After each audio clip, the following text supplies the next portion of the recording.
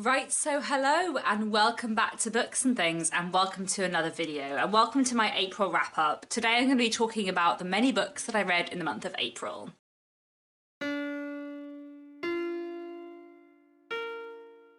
So I read a lot of books in April. I read 17 books, which I'm very, very pleased with. That is a lot for me. In April, I was hosting the TBR Clear Out Readathon, which was all about reading books from your physical TBR, and I managed to read a lot from my physical TBR. As I said, I've read 17 books this month.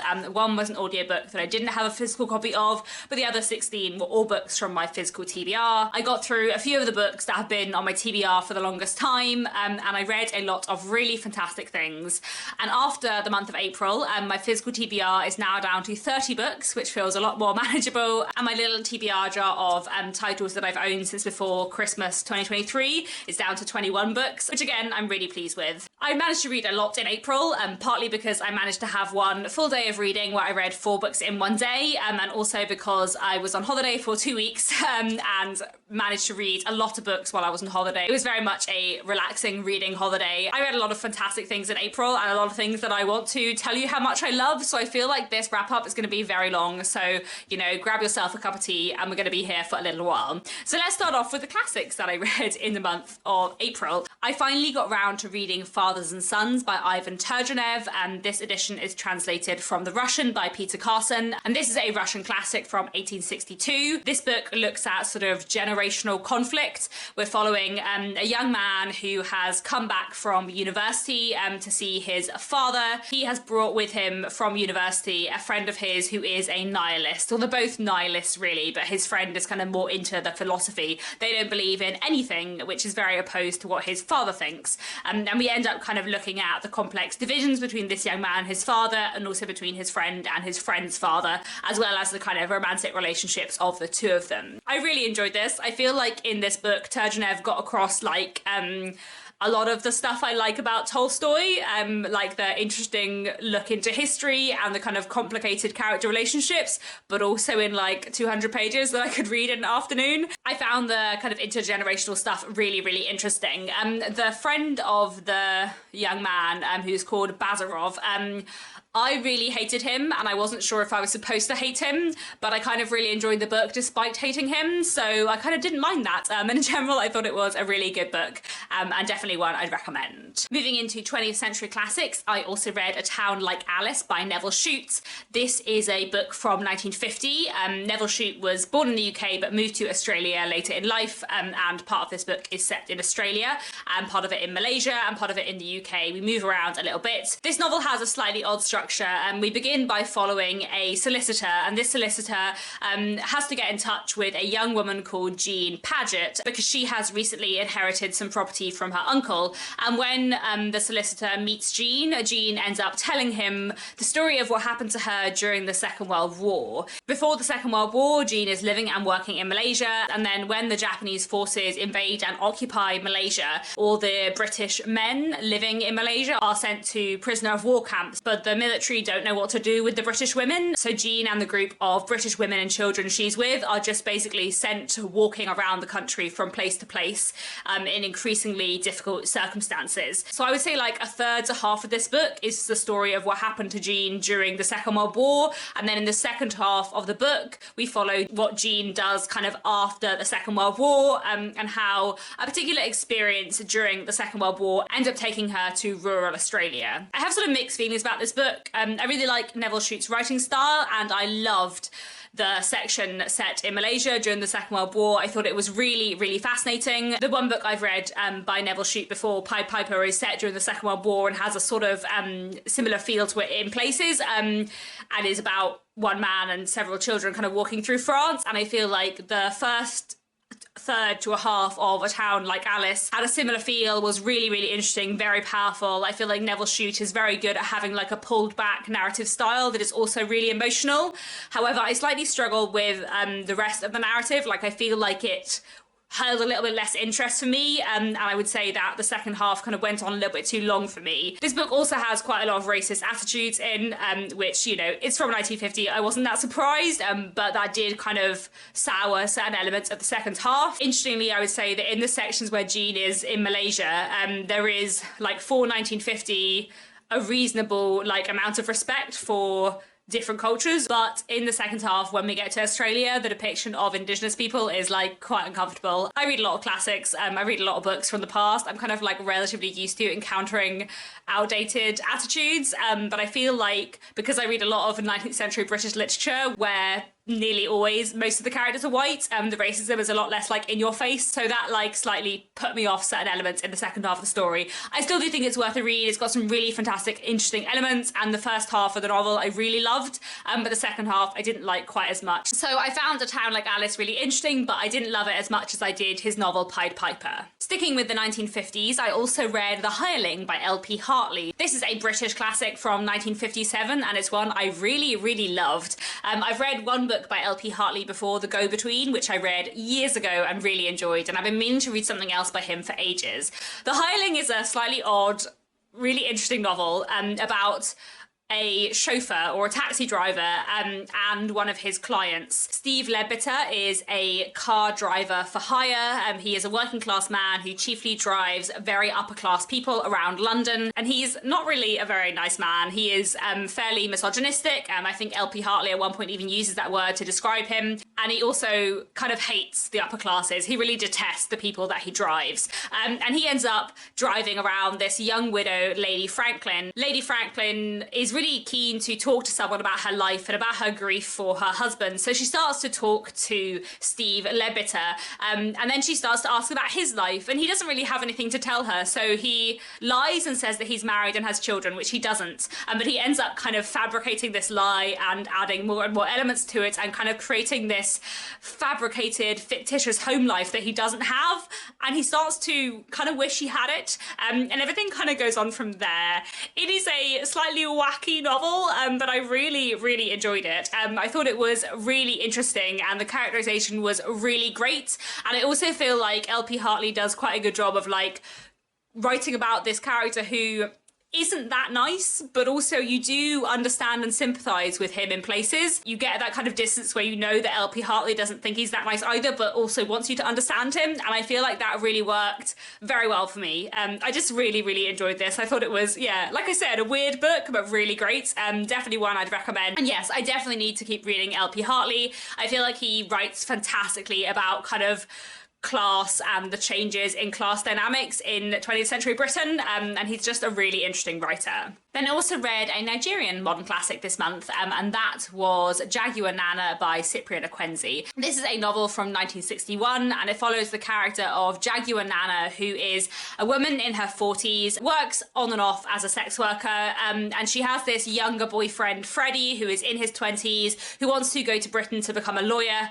and she is quite anxious about that he is going to leave her. And the book kind of revolves around a bit of a love triangle, I suppose, between a Jaguar, Freddie, and a younger woman, Nancy, who Freddie also becomes interested in. The book is chiefly set in Lagos, and one of the things I loved about this book was this kind of like really vivid sense you get of Lagos in the 1950s, but then there are also sections where Jaguar goes to kind of rural areas of Nigeria, where you get a sense of like the differences between kind of rural and urban areas, which I thought was really interesting. Jaguar is a fascinating character, and I really enjoyed reading about her and everyone around her. I thought this was a really interesting read, and it's definitely one I'd recommend, and a pretty short, quick read as well. Then this month I also read The Satanic Verses by Salman Rushdie. I'm going to stick this in with the classics.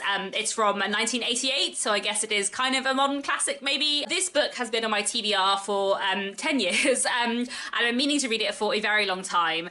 I read Midnight's Children by Salman Rushdie when I was at university. I studied it and I absolutely loved it. So just when I finished my degree, I bought The Satanic Verses hoping to read it and just didn't. I did read it in April, and I don't really know what I thought of it. To be honest, I really struggled with a lot of it in that I just don't really understand what happened like through a lot of it. There were some chapters and bits where I was like, yes, I'm in the moment and I know what's happening, but for a lot of it, it was just way too high literary for me, and I couldn't really follow it or get a rep on it or like find enough points of interest in it. Like, I want to tell you what it was about, but do I really know? It's basically about these two men, both of whom were born in India, but one of whom has moved to Britain and kind of adopted Britain as his country. They are both involved in a plane crash after a terrorist incident, and after this plane crash, one of them develops a halo and one of them kind of like starts to look like traditional images of the devil. He gets kind of horns and hooves. And then one of them, I think, starts to have visions,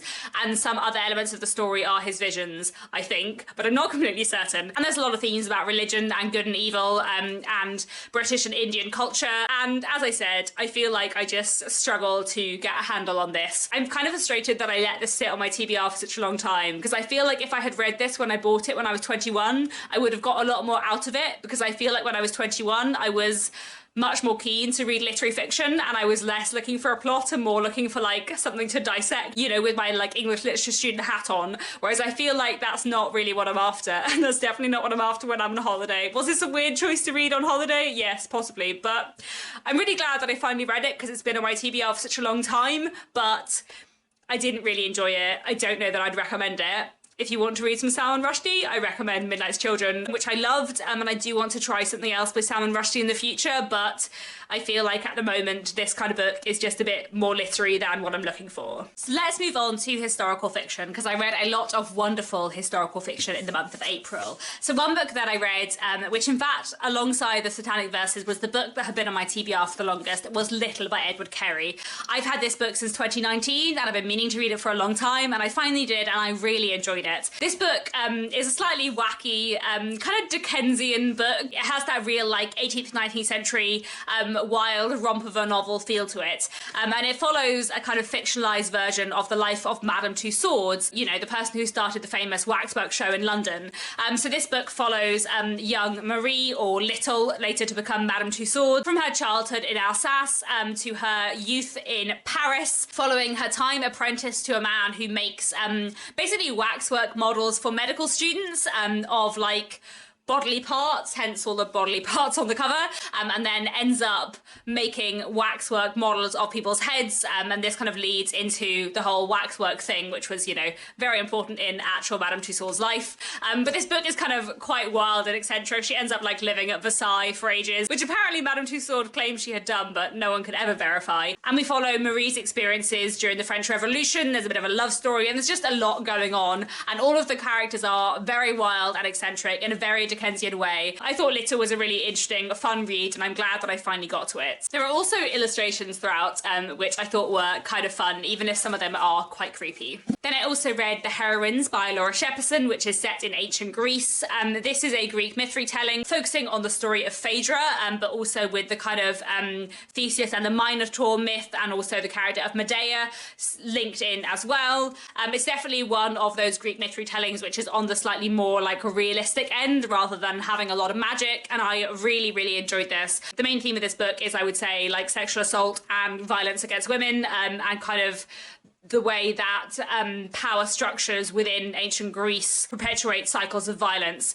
I really loved this book. I thought it was fantastically done. The characterization was amazing. Phaedra's character development was really interesting, and Medea as a character I thought was fascinating. And the writing style and the atmosphere of this book was just great. And it was also very, very fast paced. I read this on my day of reading. I read it in one day very quickly and loved just like keeping turning the pages. It was just such a great read. So I highly recommend The Heroines, another wonderful read for April. And then I also read The Revels by Stacey Thomas, which is a wonderful work of historical fiction set in the 17th century. This is a bit of a witch trial novel, so it's set during the Civil War, and we're following a young man called Nicholas. Nicholas is the illegitimate son of a merchant, and after the death of his half-brother who was legitimate, his father takes him away from the career he wanted to have as a playwright, and apprentices him to a judge who used to be a witch finder. And at this point during the Civil War, fears about witchcraft and witches are sort of on the rise again. And Judge William Percival is facing kind of demands from various quarters to return to his witch finding. And Nicholas, as his apprentice, kind of has no choice but to go along with some of this, especially as he has his own secret to hide about his ability to hear the voices of the dead. And so this novel kind of looks at Nicholas Nicholas and Will, their relationship, Will's feelings about his experiences as a younger man, as a witchfinder, and all the people they meet along the way. And they end up kind of in this town that is being torn apart by accusations of witchcraft. I found this novel so fascinating for so many reasons. One, it is just wonderfully written with a really rich atmosphere and fantastic characterization. But also I found it really interesting to read a novel about witch trials from the perspective of the witchfinders. Nicholas does not want to be a witchfinder. He fears he may be a witch, or that some people would consider him a witch, which is why he feels like he has no choice. And Will as well doesn't really want to be a witchfinder and carries around like a lot of regret for what he did in the past. And then they meet other characters who are witchfinders, who are much more like determined to get power and destroy people at any cost.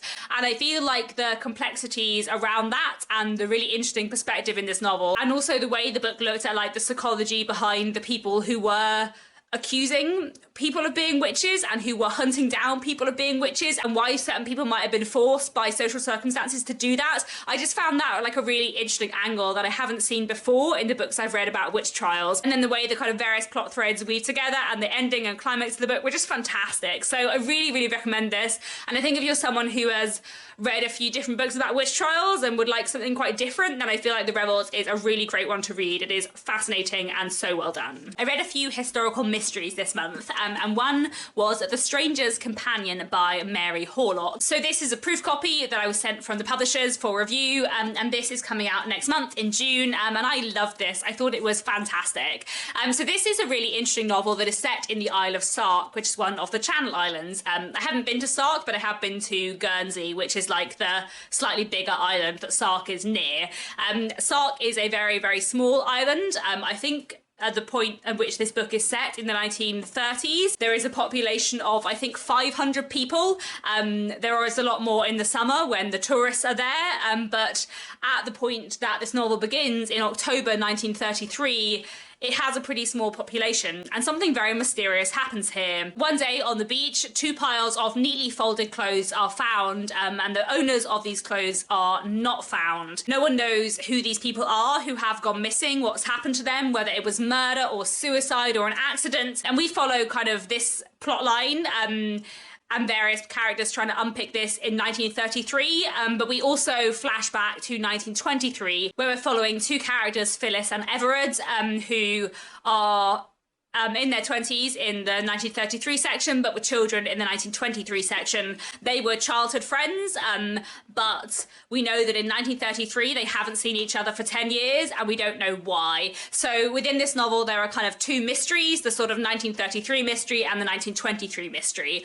I love this book so much. I thought it was really, really interesting, really well done, with interesting characterization, and I just really enjoyed how all the different mysteries and threads came together, and how Mary Horlock really captured lots of different, really distinct characters to really give this island a feeling of community. I also really love the narrative voice. It's told sort of mostly in third person, but with this sort of like plural first person narrative voice sometimes interceding, almost like it's being told from the perspective of the Sark Islanders as a community, which I thought was really cool. I would say the book I've read that this reminded me the most of was The Trouble with Goats and Sheep by Joanna Cannon. I feel like it's that kind of book where there is a mystery element, but there's also a lot of other things going on, and it's a kind of coming of age story, character driven narrative as well. I just thought it was really interesting, and it's definitely one I'd recommend. Then I also read 8 Detectives by Alex Pavady, which is a slightly strange and really enjoyable work of historical crime fiction. It is sort of somewhere between a novel and a collection of short stories, or in a way it's kind of a collection of short stories with like a frame narrative working around it. So the premise is that back in the 1930s, a mathematician wrote a series of short stories which were kind of designed to present the different aspects of a detective story. After that, this man, Grant McAllister, kind of faded away from view. And then now, many years later, I think it's probably meant to be the 1950s, an editor called Julia turns up on Grant McAllister's doorstep, where he lives in a very isolated area, and explains that she's from a publishing house. She wants to republish his stories, and she wants to meet him and talk about his stories with him first. And so this novel consists both of Grant and Julia's conversations and also of the stories from the short story collection, which are all kind of crime mystery stories themselves, and there is also a bit of a mystery in the frame narrative as well. It's a slightly wacky structure, but I really enjoyed it. It's very unique and interesting, really engaging, and I liked all the stories in their own right, as well as the clever things that the overarching frame did with it. I thought it was a really enjoyable, fun read, and fun for thinking about like the ways detective stories work, so I definitely would recommend that one. And then the other historical murder mystery I read was The Murder Wheel by Tom Mead.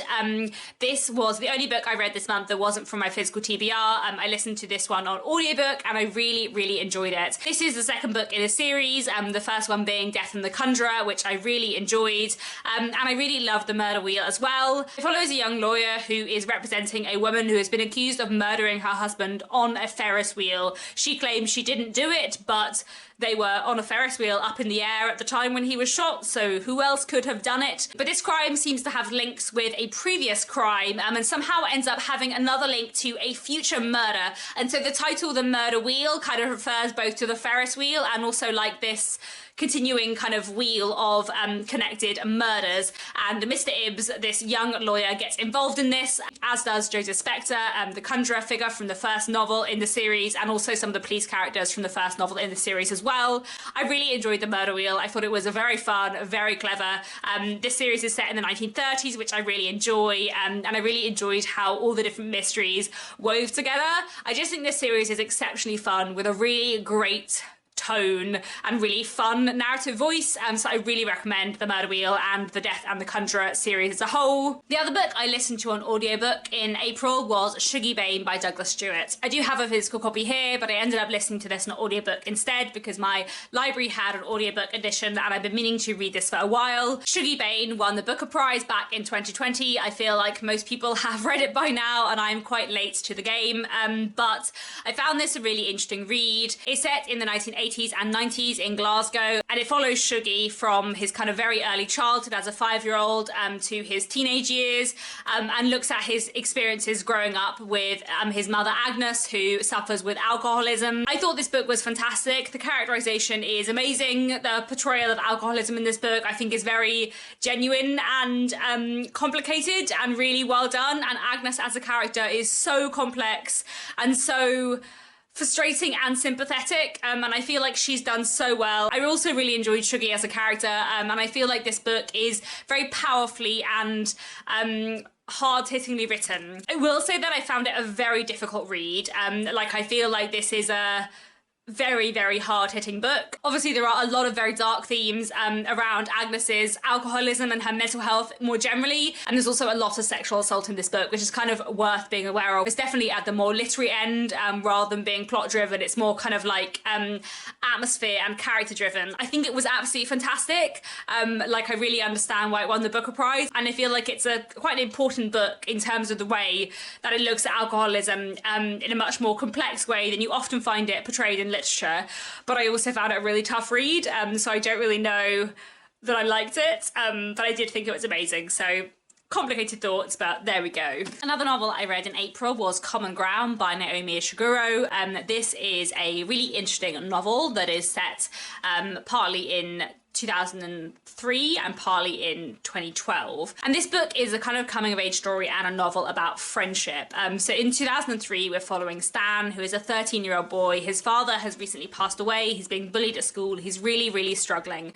And he lives in a small town in the south of England. And one day, while on the common, he meets a boy called Charlie, who is a couple of years older than him, and who he really admires, and they become friends. And he learns a little while into their friendship that Charlie is a member of the travelling community, which means that Stan's mum doesn't really approve of him being friends with him, and the bullies from Stan's school start to be abusive towards Charlie as well. The first half of the novel is set in 2003 when they're both teenagers, and then we flash forward to 2012 where Charlie and Stan meet again for the first time in a long time, and we look at how their friendship reconnects, their very different experiences in life, and the social divides that continue to be between them.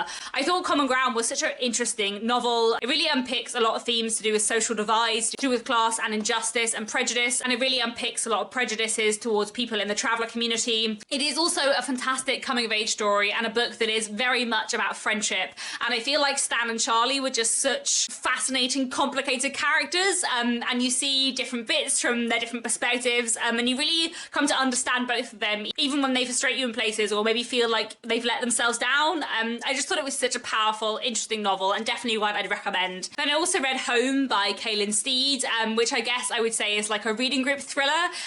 So this novel is about a cult, and it's about Zoe, who grew up in this cult called The Children at this place called Home. Zoe escaped many years ago and has managed to build a life working in a cafe, finding a girlfriend and living a life beyond this terrible upbringing. But at the beginning of this novel, Zoe arrives back at her flat one day to find a man there who tells her that her sister Amy, who escaped from the cult before her, has come back, and so Zoe decides to return to the cult to rescue her. This book has a dual timeline, so we're following Zoe in childhood in the cult and everything that happened to her there, as well as following her in the present, going back to the cult to try and rescue her sister. This is so pacey and so thought-provoking and so interesting. I just think Kaylin Steed is a wonderful writer, and they've captured this terribly claustrophobic, horrible world so well, and the characterization is just amazing, and the ending was fantastic. You know, sometimes when you're reading a book and it's like fantastic all the way through, but the ending just like takes it to another level. That was what I felt about Home. I just thought it was so good and the ending was amazing. So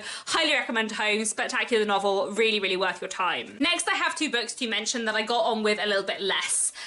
So I read Hiby Icebergs by Katia Adu, translated from Spanish by Rosalind Harvey. This is a Peruvian collection of short stories, and I think these were just a bit too literary for me.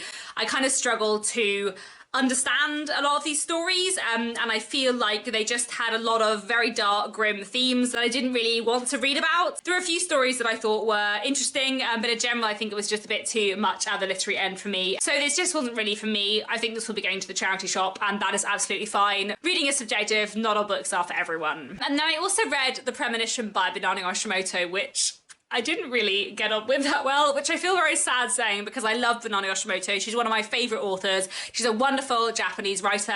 I've read all of her books that have been translated into English and have absolutely loved the vast majority of them. And this is her newest work translated into English, translated from the Japanese by Asa Yonenda. And basically, I absolutely love the writing in this book, as I always do with Banana Yoshimoto's work, but I slightly struggle with the themes and the storyline. So this book is following a young woman who lives what she says is a kind of very conventional life.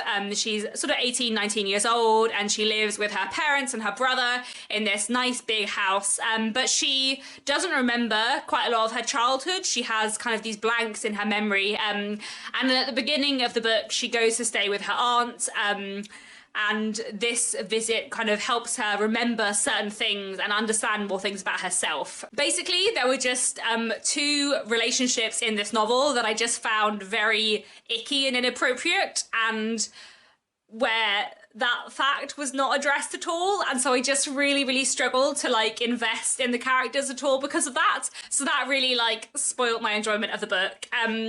I really love Banana Yoshimoto. I would absolutely recommend reading lots of her work, especially Kitchen, The Lake, and Goodbye Zagumi, but The Premonition was, yeah, not my favourite. And then finally, the other book I read in April was The Mars House by Natasha Pulley. Are we going to be here for 10 minutes at the end of the video discussing The Mars House? Possibly. This was spectacular and fascinating and weird and amazing and very, very thought-provoking, and I feel like I'll just never stop thinking about it. So The Mars House is Natasha Pulley's new novel, and if you don't know, Natasha Pulley is possibly my favourite living author. She's one of my favourite authors. I think she's wonderful. And previously she has always written historical fiction, but this is her first work of science fiction. And it is a quite wacky novel. It is quite long and it is quite a slow read. Like I feel like basically I spent the first 2 weeks of April reading The Mars House, and then I spent the rest of April on holiday reading all the rest of the books. The Mars House is set many centuries in the future, I guess, and many things have happened to the Earth in this time.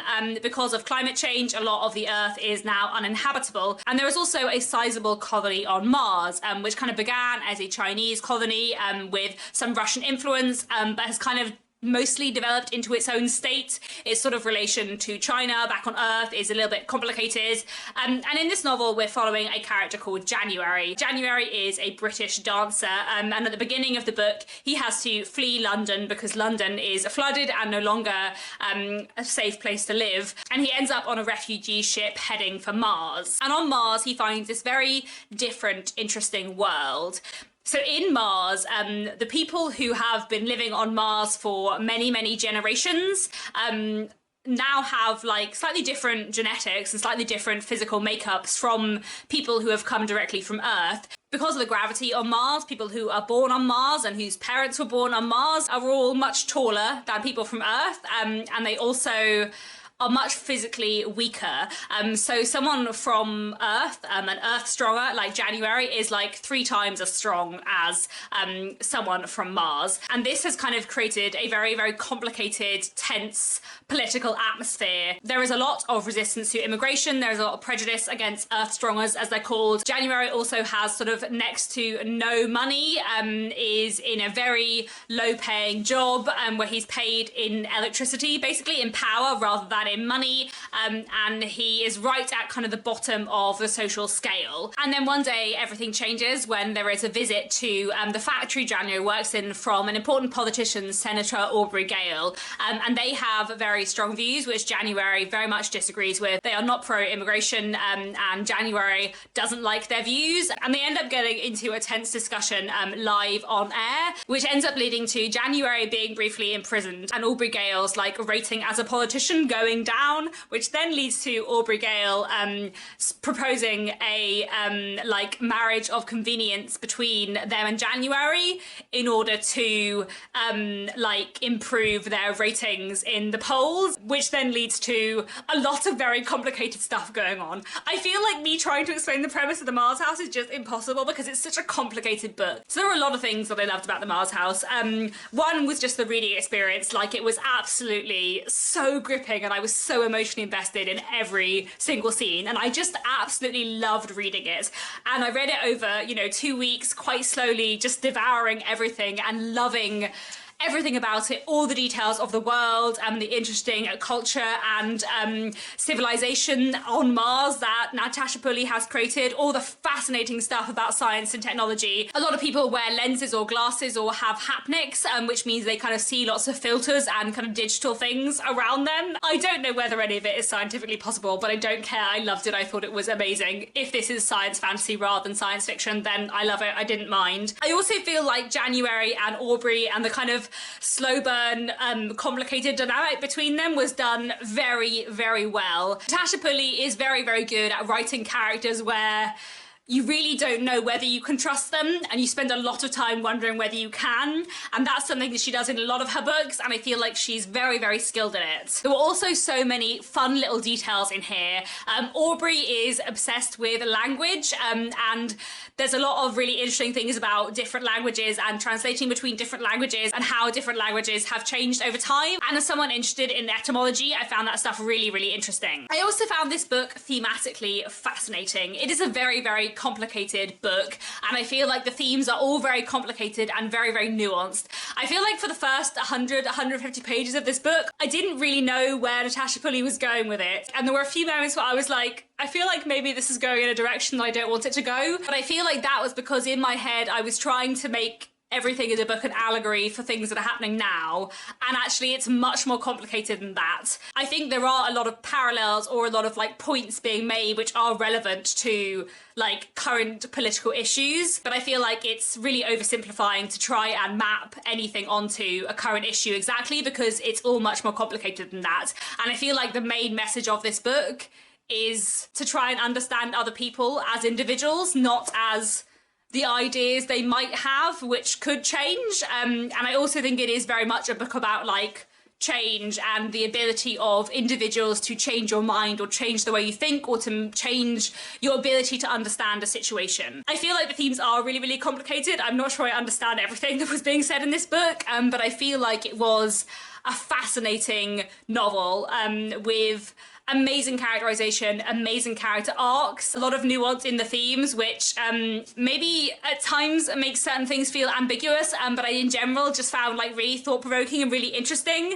And I feel like the world created was just amazing. So I'm really excited to see more science fiction from Natasha Pulley in the future if she writes more. I'd be also very excited to read more historical fiction from her in the future if she writes more. But I just found this a fascinating, fascinating novel that is quite wild and strange, but also really, really interesting. I loved it a lot. I thought it was amazing. Natasha Pulley is amazing, as she always is, and I really recommend this. Like I say, it is a complicated book that will make you think a lot and that will have you puzzling at certain points, being like, what is going on here? But I do think it's amazing with a fantastic plot, amazing characters, and I feel like I've spoken about this for quite long enough now. Those were the 17 books that I read in April. I have been speaking for over an hour, so I feel like this video is very long, and I'm very sorry about that. If you have made it to the end of this video, please do let me know down in the comments. Maybe put a book stack emoji in the comments if you would like to, if you can't think of anything else to say, but let me know if you have read any of these books and what you thought of them. That's all for now. Thanks very much for watching, and I'll be back very soon with another bookish video.